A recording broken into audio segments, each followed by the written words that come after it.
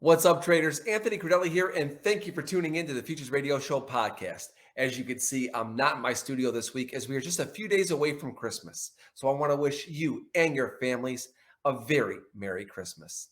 I have a very special and fun show for you guys today. As you know, I've been doing live stream for the past several months. So I took my favorite moment from each of the live streams and put them into a two-part series. In today's part one, you will hear from Brian Shannon, Matt PAX Kenah, Julia Cordova, Jimmy Driscoll, Denise Shull, Tracy Shuchart, Jared Tendler, and Ryan Clark. Man, I love putting these clips together for you. Each of these guests is such a good friend of mine, and I am so thankful for the time to join me on the Futures Radio Show live stream. Never miss an episode of the Futures Radio Show podcast live streams by clicking on that subscribe button right there. Before I bring you today's show, I want to remind you about Micro ETH at CME Group. Micro ETH is 1/10 the size of 1 ETH. To learn more, go to cmegroup.com. And remember, traders, Futures Radio Show is sponsored by CME Group, Trading Technologies, TradeStation, and FTSE Russell. The Russell 2000 is a key benchmark for small cap U.S. stocks. Be sure to check out the E-mini Russell 2000 futures symbol, RTY, and Micro E-mini Russell 2000 futures symbol, M2K. To learn more about FTSE Russell and their products, please visit FTSERussell.com. I want to start with really basics as to explain what the VWAP is. I know most people know it's probably one of the most popular indicators out there, but I think you should just give a quick example or just quick definition of what it is and how you started to implement it into your strategy. Yeah, so you can really think of it as a dollar cost average. So if people are used to buying $1,000 worth of Apple every month, at the end of the year, you've purchased $12,000 worth of the stock. But 1 month you might have purchased 80 shares. 1 month you might have purchased 200 shares. Now, maybe not that dramatic, but at the end of the year, it's your cost basis. It's your volume weighted average price. So the volume weighted average price, traditionally is measured for 1 day from the very, beginning. I'm going to talk in equity terms, 9:30 a.m. Eastern to 4 p.m. And it is cumulative throughout the day. The anchored VWAP allows you to pick any point in time. So for instance, right now, I'm watching this volume weighted average price anchored from the August low in the SPY. And that would bring us, the August low. That brings us down to about 448.13. It's about $1.50 lower. And I think on this move, we're likely to hit that in the next day or two. I first started using it in 2003 with Realtic software. They only had it available for the day, but then they also had a trend line that you could put on one spot and drag it forward. And it would be a horizontal line that would move up and down. I used to look at it and go, wow, it's really weird how sometimes it touches that line and bounces perfectly from it. Wouldn't it be cool if you could click the point from an earnings report from year to date for the beginning of the month? These are all important levels that I like to anchor from to give me insight into who's in control from any point in time, the buyers or the sellers. Yeah, and I think for any trader listening to this, you could think about a time in the market that something happened and maybe it was a sharp move. Let's just look at Ethereum yesterday, had that rip move lower. You might want to anchor it from either the recent high or from this low. And I'm talking about Ethereum because I've been looking to trade a little bit, and I'm going to ask you actually how you use it in crypto a little bit later. A time or even an unemployment number, a Fed number, an important data point. You've talked to me about how you'll do it from earnings and how there was a move from there. I think that's what really opened it up for me, is being able to anchor it from an area to actually identify what has happened from that point going forward. Instead of just a moving average or something like that, it's actually a tool that from that point going forward, it's giving you information as to what's happening now. It keeps me very present. Yeah, for me, it's the same way. I anchor it from any point in time. So week to date, from the beginning of the move, like you said, from a Federal Reserve, it can tell us who's in control from that meeting. And you'll see that oftentimes it'll get tested as support or resistance. So it tells me who's in control from that point in time. Exactly. Earnings report. How is it being digested? Are the buyers maintaining control? Are they defending that average price since the event? That's what we want to look at. If the AVWAP is higher than the current trading price, it shows that the bulls are in control. No, actually the opposite. if the volume weighted average So I price is pulled that. below prices and prices are above it, and that VWAP is rising, it tells us the buyers are in control. Whereas versus today in the S&P 500 or a lot of stocks, if you look at it from the very beginning of the day, we're below that volume weighted average price. We're making lower highs and lower lows below that, showing us that maybe if you're like this super scalper guy, that you can, still make some money on the long side. But for the day today, the sellers at this point remain in control, so it's guilty till proven innocent, at least on that time frame. And that's where it gets confusing for a lot of people, is maybe they don't have their time frame defined, or they're looking at the longer term time frame and saying, hey, I still like it, and just buying it as it pulls back, rather than waiting for the evidence that the buyers have actually regained control. One of the things I don't like, one of the phrases I dislike, is buy the dip, because to me, it's uneducated. There's nothing wrong with buying strength after the dip, but to stick bids in as it's just plummeting in front of you doesn't make any sense at all. No, we both 100% agree on that. Yeah. So do you wait for the pullbacks to come? Let's just say, and this is totally hypothetical, I want to be very general here. If you have a market that's holding above the VWAP and you want to buy the dip, are you waiting for it to test it, and then do you lean on it? We call it futures, we call it lean, and then stop if it fails to below it. Just give us the general thought process on how that works. Right. So I like to call it a level of interest. It has the potential to become support as it pulls back to that volume weighted average price. So I was talking about the S&P and this 448 level. Now that's a level of interest to me. If it pulls back there, what I'm going to do is, one, I'm anticipating that will be the level that maybe shorts start to cover, sideline money comes in, and I want to look at it then on a shorter term time frame and look for the actual evidence that the buyers are defending that level. Now, if you're looking at like a 1 minute chart and in the daily VWAP, sometimes it's amazing. It'll hit that number to the penny and then just rocket off of it. Whereas the longer it's been in taking formation, that volume weighted average price, it'll come down, it'll start to, see a little bit of a battle in there, maybe cross back and forth above it a little bit. It's real similar to the way I would use a moving average. It's a level of interest to say, okay, now we're at this important level. Hey, and it's the 20-day moving average, and it's a 38.2% retracement of whatever. So now I want to look very carefully on the shorter term time frame and anticipate where the buyers take control. I want to see a very short term higher high, and then set my stop below the higher low, and let's see if we get it, if that's the place. And then as far as the upside potential goes, what I'll do is I'll have a VWAP anchored off of the recent high. So in the S&P 500, that would be off the high about 4 days ago. And that becomes a level of interest on the upside that it might run into. Since that down move began, are the sellers going to show up there once again? How would you talk to the traders out there to say to them, look, this is how you start to develop your own style. Don't try to be like somebody else. You can learn from somebody else. Trying to be like them, I think you'll probably fail. But how to go about developing that type of their own personal style? Oh God, that's such an important question. Books can be written about this. Everybody's looking at the same 200-day moving average, 20-day moving average, 14 period, whatever. Everybody's looking at the same MACD stochastics. Everybody's looking at the same Elliott wave and Gann lines, and everybody's got the same information. I've got 35. I have CQG integrated clients, so I've got every study in the world. We're all looking at the same stuff. Margie Teller, I remember Margie having a conversation with Margie about this, and she said that everybody's looking at the same 200-day. What separates you from them? I was lucky enough, Ant, to have two incredibly important mentors in my life. Among all of these other mentors that didn't, Ross Deutsch had no idea the effect that he had on my trading. I had Mickey Hoffman, who taught us how to get in and out. Scratch is as good as a winner. He would yell at me in class constantly about the scratch is as good as a winner, because I'm not here to scratch trades. I'm here to make money. Wait, scratch trades. It wasn't until the second phase of my career after MF Global failed, when I had no choice but to try to figure out how to adapt my style of trading from the floor to the pit, that I realized just how important that is.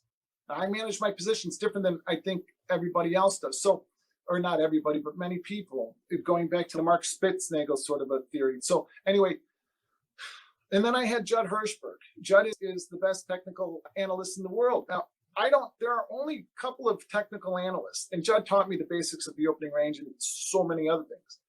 But there's only a couple of traders that I trust their technical information because, first of all, I don't know if somebody's looking at the right information. Do they have continuation settings up, daily continuation setting, all of this stuff. So I've had to learn how to do that myself. I've never considered myself a technical analyst. I consider myself a technical trader, but not a technical analyst. We all have to be able to, especially as discretionary point and click traders, we all have to be able to figure out what works for us. And as long as it's repeatable and it is consistent, then we have to learn how to put structure around that in our trading. And then also, importantly, structure around that in our lives. I need to spend screen time. I need to be in front of the screen. That does not mean that I need to be trading. I need to be in front of my charts. That does not mean that I don't look at charts during the trading day. I don't. I know where I'm going to trade already before the market opens. I've got a plan that I wrote out the night before that I adjusted in the morning based off of the overnight price action and based on my positions. I do my plan even when I'm on vacation. I was away with my family last week. I did my plan every morning. I sent it out to my traders. I didn't trade at all. I know I'm getting a little bit off base. All of these things become parts of things that I picked up from traders along the way, have become part of who I am today. When I sat down after MF Global in the winter of 2012, and I was no longer 100 lot PAX or 500 lot PAX, I was 1 lot PAX. My older kids will remember this. We moved from Lake Forest back to the south side. I had to downsize and simplify my life, and it wasn't easy. But I had to adapt everything that I learned on the floor to the screens. What worked? Not everything worked. We were traders too. That's another thing. If paper was at even, I wasn't 95 offer. If paper was at even, I was looking to buy those evens. I lifted offers and I hit bids. I made markets, and I could move the NASDAQ by myself, assuming that Anthony Coyne and all of the other big traders weren't in there.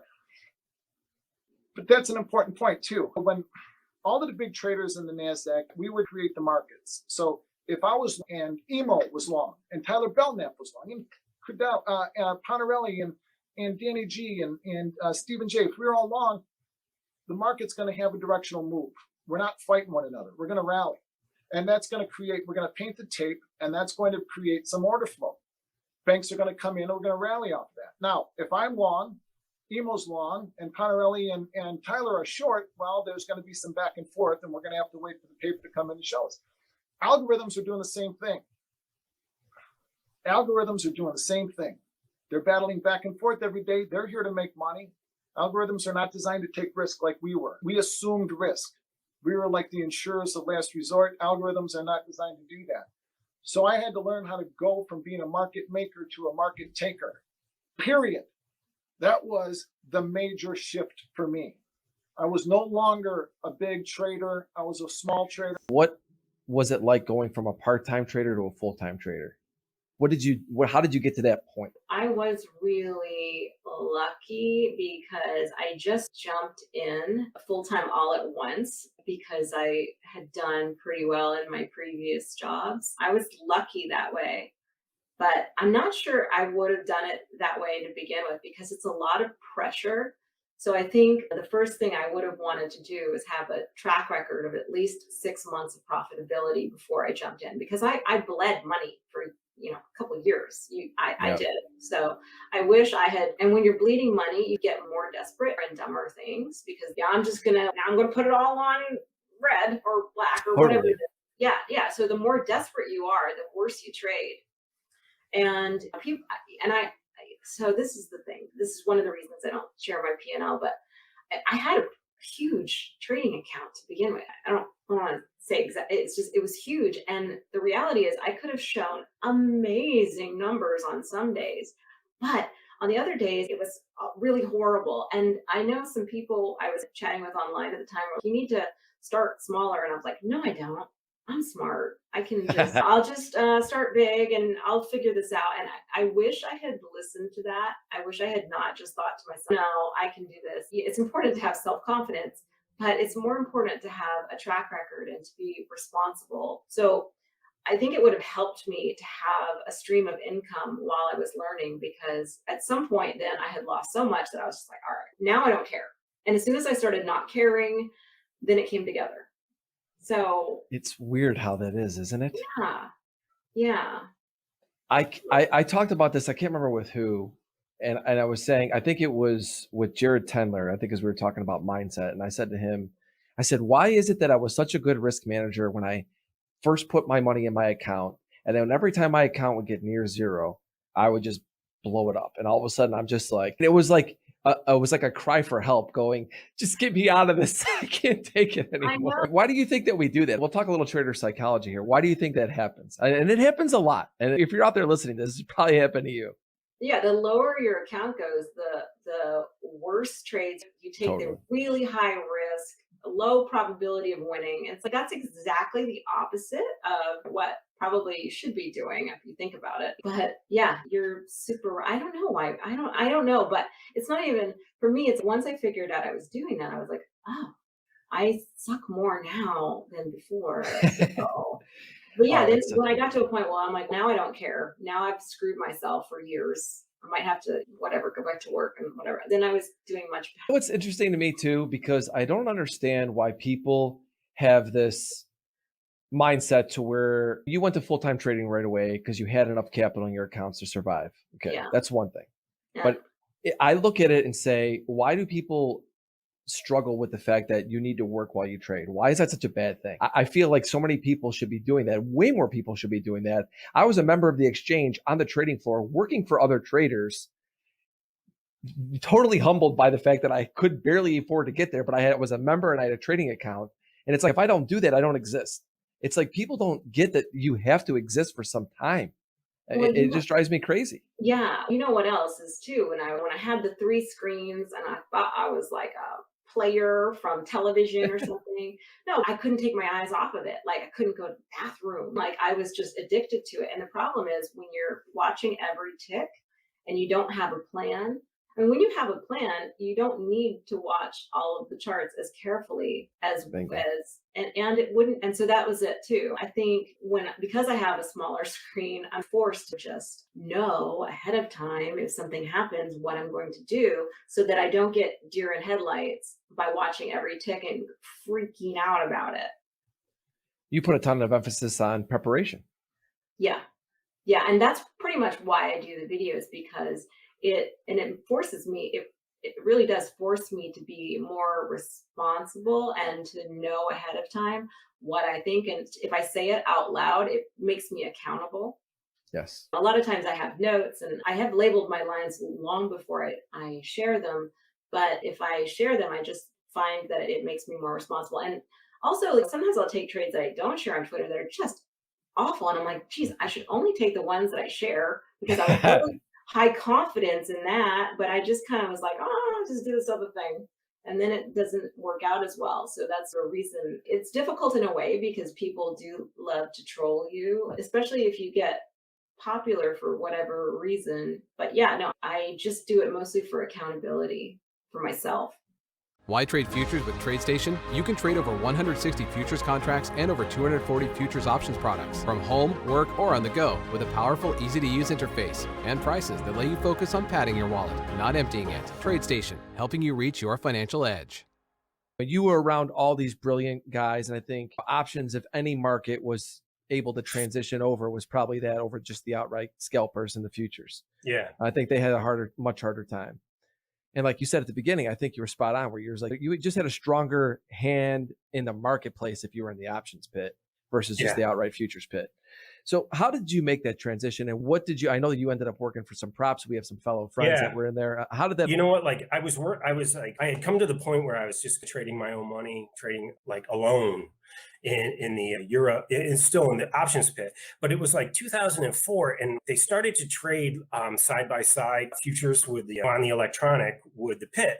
And one day the market moved like 25 basis points, and the pit didn't do anything. And we're like looking up at the screen, and we're seeing like the electronic move, and the pit's quiet. And I'm like, is that the market? Is that real? Can I do those? Because I have trade, you know what I mean? And everyone stared at each other like, what just happened? And at that moment, I realized here it is. Yeah. You know, this is the game's changed. I need to re-educate myself on how futures move, because all I am is an options trader at that point. I'm a great spreader. I'm a decent market maker. I'm a good position manager, but I don't know shit about futures. So I hightailed my ass out of the pit and over to a prop firm that a friend of mine was in. And I still feel like that was the best prop firm like ever. Like in its heyday, International Trading Group or whatever, it was headed by Dave Ellis. But all my boys were over there. That went early. Good crew, man. I know all those guys. Not all of them, but I know. Shit. I You mean, want to those talk about one top-notch. room setting size into the market? Like there was Some of the there was best. literally like 50 guys in a room that would like all blast 1,000 bonds or like lift yeah. 500 S&Ps. Like these guys were out of their minds. And the most fascinating part of it to me is none of them had, or most of them had never touched it. So it was like fascinating to learn get in that environment and learn like about the organic movements of markets. And that was like Dave Ellis he was an S&P trader. He was in the pit. Yeah, he's best friends with Gary Lev. Started the company. But he Yeah. was like, he's like a soul surfer trader. Like he's really into like the organic movements, the math behind it. And he's not, you gotta have balls, but he's not that guy. So it was really great to get that like cerebral part of trading from a different mentor than the floor, which was always balls, big, risk. And that was really important because that situation is I got there really early. And so I watched these S&P traders come out of the pit and hit ITG like one after another. And these guys, like I was literally trading, I was trying to lower my trades to the point where I was trading like maybe 3 or 4 times a day, because I was starting to see the fact that there isn't a moment there. You shouldn't be just wildly clicking like you. And these S&P traders would come out of the pit and they would trade like 80 times a day. And then and would say it as if it was like something cool, like, hey, I did 1,600 round turns today. And it's, hey, asshole, start adapting, because it's not about your round turns, moron. And so I witnessed that transition. I witnessed people failing miserably at that transition. And then but I also witnessed dudes like make the transition correctly. So like that was invaluable. Watching these assholes come off the floor and trading 80 times a day and getting fired 2 weeks, and then watching an older guy come off the floor developing his charts. I was like, oh, okay, this is all right. I see. You know what I mean? It was fantastic to see both extremes.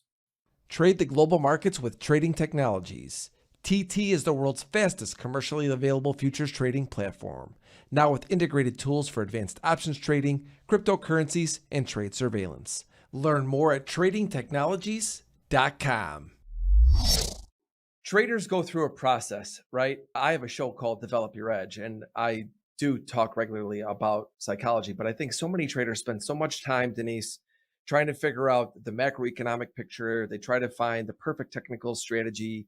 They look for all these other things. They spend so much time trying to develop edge, whether it's through macros or math or charts or whatever it is. And I don't think enough people think that the mental side of thing is an actual edge, because I don't know that you can actually put your finger on it.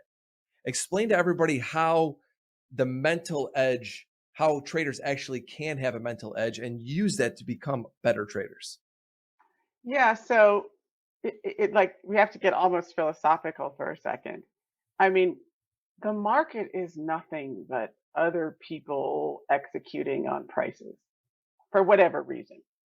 Like it's a social mechanism of perception. There's no actual reality. Like it's a social mechanism. So that's a human thing. And we tend, particularly when we're first starting, I can remember this. So there's research that shows like the more we're using our ability to read other people, the better we are at predicting price action. So it doesn't matter whether you're using charts or fundamental analysis. All you're doing is saying, I think other people are going to react this way. push the price up or down. Our prediction of other people is very tied to our own mental/emotional state. So there's the part of mental emotional state that's literally about understanding the market better because you're using your own humanity to understand the other market participants. And then there's the part of mental emotional state that's risk management, so that you're not just acting out your own impulses and like your desire to make money or your need to be right or your fear of being wrong or your fear of missing out. Like, so there's two sides, both market strategy that really has to be about other people, which is really based in your own understanding of the crowd. But then the risk management side, which is really you managing, doing the things you want to do, being able to execute on that market read. Mental edge is both of those. And you can certainly do market read without risk management, and then you give all your money back. You can do risk management with not so much market people read, and you do okay, but you don't do as well as you could.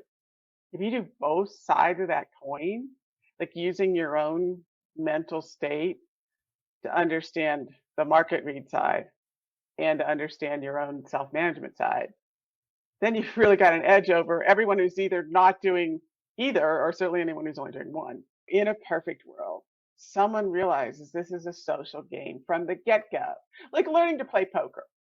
People know that poker is a social game. You've got absolute meaning of the cards. But even from like, the very first time anyone teaches you to play poker, they say, yeah, but you have to bet your cards versus what you think their cards are. So you start thinking like that from the very beginning, even though you have to learn all the technique of poker and the basic rules of poker and whatnot. I think trading's the same. Not very many people do it because why? They don't feel confident that they know the rules of poker, let's say, or they don't feel confident that they know how to swing the golf club. So they think, learn the rules, learn the technique.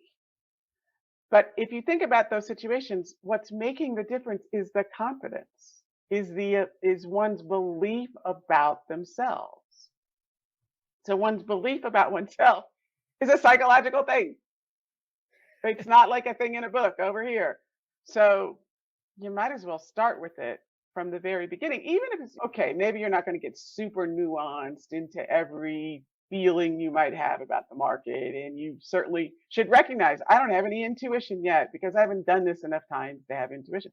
But my objective is to develop unconscious pattern recognition or intuition, which is, again, a mental psychological thing. How common is it that people that you speak to don't believe that they're actually ready to tackle and discuss trading psychology? I think because I think the reason is because they're not self-aware of actually what they need to tackle. Am I wrong on that? Yeah. They think to play poker, all they need is the rules. That's the analogy. You think all you need is the perfect chart pattern. But your ability to, even if you, first of all, there is no perfect chart pattern, but some are better than others. But like your ability to interpret that chart pattern is 100% a function of you reading other people in the market and knowing your own reaction. Here's another example, like Rethink Group is coaching a Major League Baseball pitcher. And the other day he tweeted that he chooses his pitches on conviction and intuition. Like those are his feelings based on his experience. So, I can put it a different way. Like the secret to getting really great at anything is to understand the game and understand your reactions within the game, not just the technicals of the game. So like a new trader could say, I'm going to try to understand the market more as a social game. I'm going to try to understand my own reactions. I'm going to try to understand my level of confidence or belief in whatever system I'm experimenting. Those are all mental, psychological capital, trading psychology aspects of doing it. That just like the first time someone teaches you, what three aces mean, you think, yeah, but what do three aces mean in relationship to other people? Like, you don't have a problem thinking about the psychology of it in poker, so why in trading? I don't think that people think enough about the end of the last day of the month and the first day of the month. Right. For the last day of the month is notorious in bull markets for selling days, and the first day of the month is notorious for buying days. Yeah, absolutely. Because you have to remember, it's not only are people readjusting their books, right? Managers are readjusting their books, but that's like when people have their 401k entries, right? And so there's just there's a lot of buying generally on the first day in a bull market. Yeah, exactly. I know it's one of my favorite trades. I remember when I was on the floor was the first day of the month, because I started at the end of the 90s when everything was as bullish as it is now. Different, but just everybody you learned how to trade it alongside. And the first day of the month was just like every trader was long. The last day of the month, right before the close, was the time where we do a lot of short trading. What are maybe some names inside the Russell that you're looking at, and maybe even as futures traders we can pull them up for potential leadership? What do I got? Let me look. I've got a lot on right now. And while you're pulling that up, I mean, I just want to pick your brain when you get to the point of like trying to pick some of these names in the energy sector on the stock side. What is your process for narrowing them down and choosing the ones you're choosing?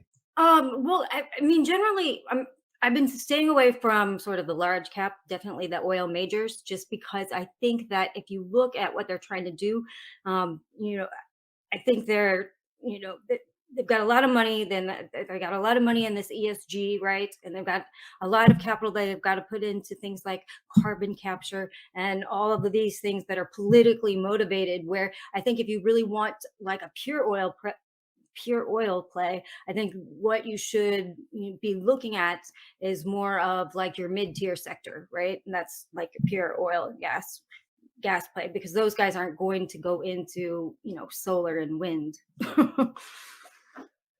What do you think about the ESG play in general? That was one of the things I thought was going to be a big thing coming in with this administration because of a lot of reasons. But have you been looking at anything specifically purely off of this, this president, and maybe some plays off of, with the ESG? I mean, really, there's a lot of mixed messages, and if you kind of look at the infrastructure package, there is some room for ESG, such as building out. They want to build out EV chargers, and things like that.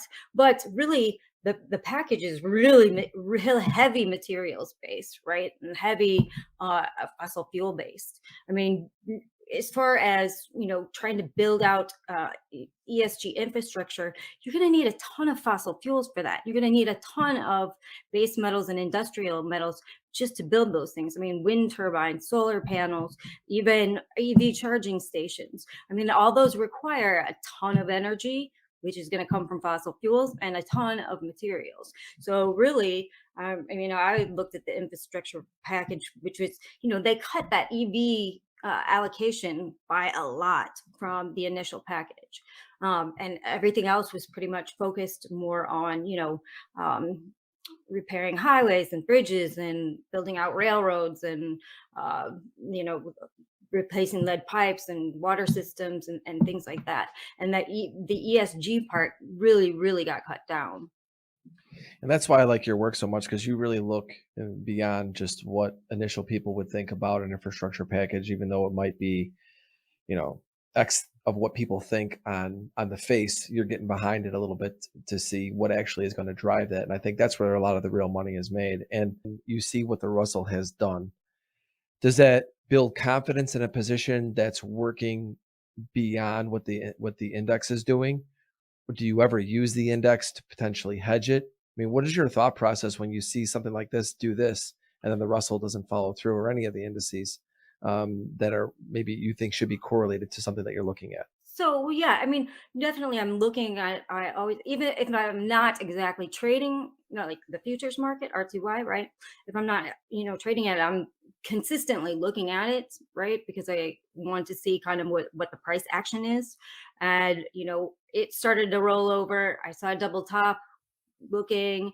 And so for me, that was out to, cut that, cover that particular position. So we'll kind of use it as a guide when I'm not using it as a trading tool, like when I'm not actually trading it. Yeah, I mean, one of the questions I have for you is because we are a futures background, you and I mean, that's where we come from. And, I'm starting to trade crypto. I trade a little bit of stocks, but very little. I would use the term trade loosely. I mostly buy stuff on for longer term swing positions. So I feel more like I'm investing than I am trading. Coming from the future side, it's hard to compare anything what we do from a future side when we get into Right. something else because it's so much less active. What do you believe some of the skills you've learned from being a futures trader that have actually helped you with trading like some of these names? I mean, I think that, and I use the word trading loosely because I, like you, hold stocks. I mean, I'm Yeah, looking at, I want to hold stock for a few months, right? yeah, So, but I think that really, trading futures, because the market's so fast and furious, and you're trading it on a daily basis. I think you recognize chart patterns a lot faster because that's what you're doing all day, right? Every day, yeah. in a plethora of different markets. So for me, I was like chart pattern recognition. Was a huge strength that I gained from say day trading futures markets. Talk to us about just what we all deal with with fear as traders. Well, I mean, we got to look at emotion more holistically and say you need emotion to drive your decision making, to drive you towards your goals. I saw the Jordan, shirt behind you. He was a master of being able to control his emotions, and for him, anger was his big motivator, right? So we look at the best of the best. They have a mastery of their emotions to be able to kind of find the right formula to produce the best outcomes for them. So for you to use fear in that way, I think is common. And where I would question, not necessarily for you, but for other traders, is that driver limiting you in some way? Is it affecting your decision making in some way? And if the answer is no, and it's only additive, giving you the right motivation, giving you the right kind of clarity and focus when it comes to execution, then it's not a problem. It's actually helping you, right? We can look at this like kind of upside down U curve. It's called the Yerkes-Dodson law. It basically defines this relationship between performance and emotion. And if your emotion is too low, you suck. If your emotions are too overactive, you suck equally too. We're Yeah, looking for this totally. right formula right at the top where you have this right balance, and you've kind of found that for you. So many people say you need to learn how to trade without any emotion. Yeah, obviously, you and I both agree that's just a bunch of nonsense, right? And people Yeah. that say that they can do that, I just find it, it's just, I don't want to get into that, but Called denial. yeah, exactly. And but I'm gonna, and I'm gonna say this: I was somebody who felt that I was trying to achieve that until I finally embraced the fact that I could use my emotions as an edge, and fear was one of them. Yeah. And I really looked at fear and said, "Look, how many times are you gonna do this to yourself? How many times are you through? I mean, that's what these are the discussions I'd have with myself in the mirror. Are you done? Are you done blowing up this money? Are you done making these mistakes you keep making over and over again?" And that's when you get on tilt too. I think that, to me, fear and tilt, they're so intertwined, at least in my mind and my trading, because I would look at the mistakes I made and the fear of making them again. And then when I would make them again is when I would go on tilt, right? I mean, Yep. They kind of just like fed each other. Yeah, mistake tilt is what that would be called. And a lot of that self-criticism is misguided because you're not really understanding why those mistakes are occurring, right? So, maybe back in the day, right, fear wasn't that pure motivator for you. And we need to actually kind of peel back the layers and find out what are the flaws behind there that's creating this bias that you're imprinting into the market and clouding your judgment, causing these mistakes. That's where fear is really problematic. If we look at it at a very basic level, fear is a useful tool for, picking up and absorbing a lot of data. If you're able to remove a vast majority of your own bias, then what's left, right? Now, actually, the fear could be a signal of some intuition that you have either about your positions, about the market. I'm not always saying that it's 100% accurate, but I am saying that when your emotions are more clear, they can be representative of, your system, your strategy, and how it's interacting with market conditions. How do you become more clear? For me, it was that conversation I had with myself where I'm like, look, you're just fighting this instead of just embracing it. Stop fighting it, embrace it. How do people get to that point? I mean, you guys are masters at being able to identify opportunities within price movement and volume, and you're looking at levels all the time. Like to novice traders, what you do looks like wizardry, right? But it's not. It's just a ton of work poring over details and nuances and seeing patterns and having conversations.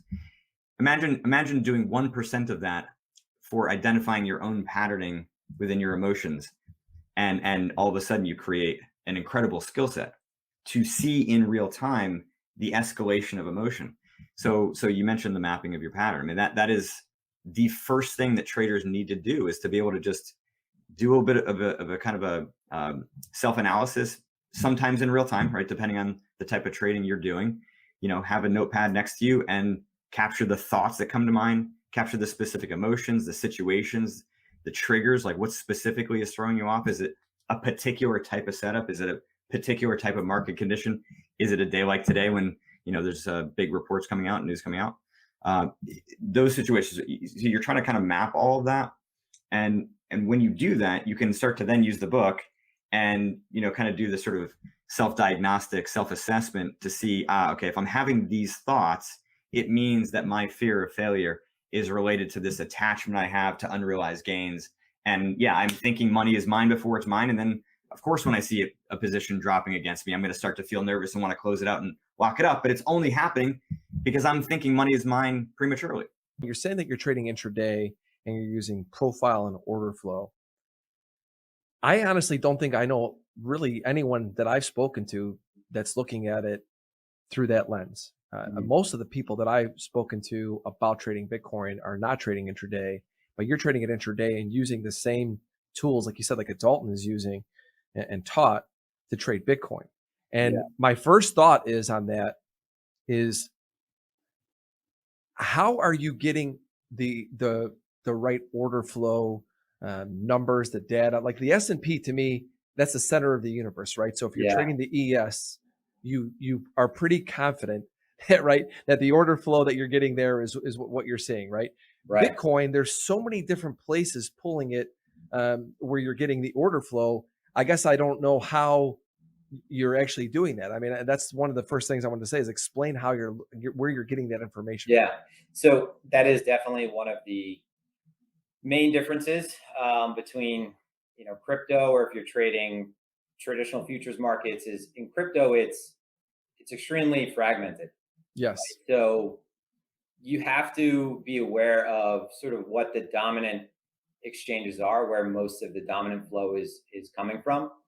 And a lot of what my trading involves, and for example, it's the same but scaled down on the higher timeframes as it is on the lower timeframes. Identifying, positioning, who is in control, where the market's, these same Dalton concepts, where the market's trying to go, the amount of effort that's coming in.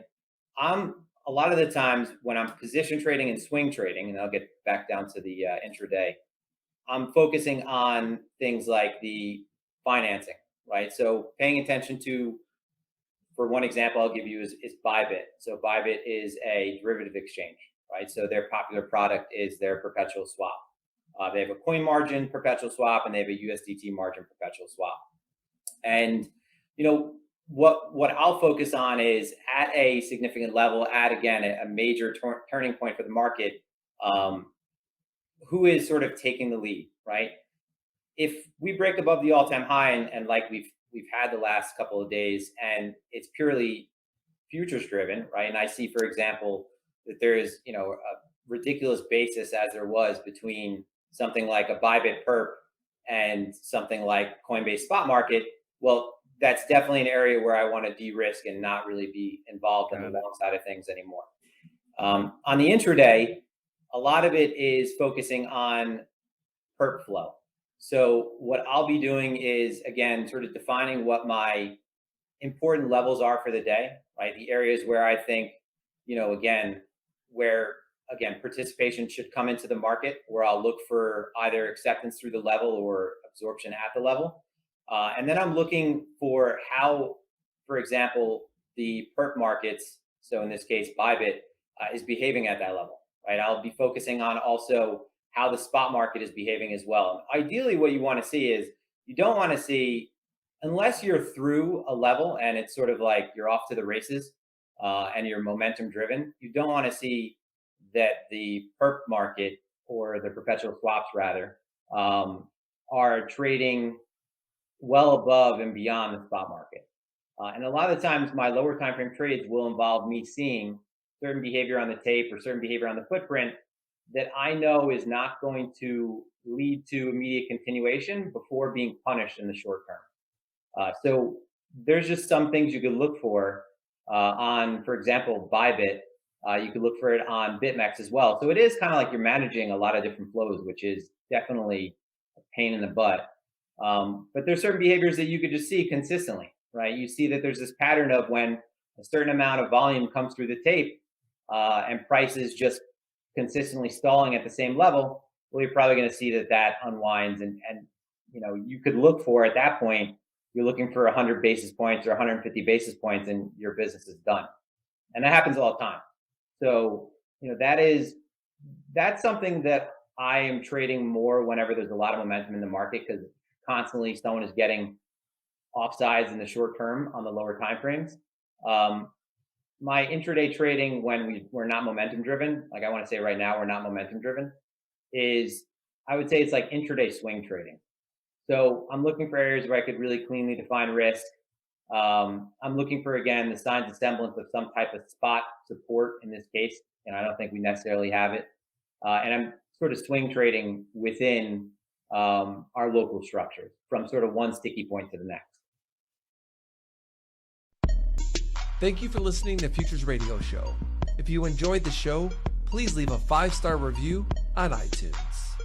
Never miss an episode.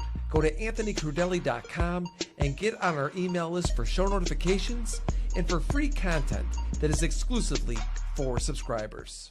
Also on anthonycrudele.com, you will find tons of videos and education on trading futures, options, and crypto. Past performance is not indicative of future results. Opinions expressed are solely my own and my guests, and they do not express the views or opinions of my sponsors. Futures Radio Show is produced by Crudele Productions.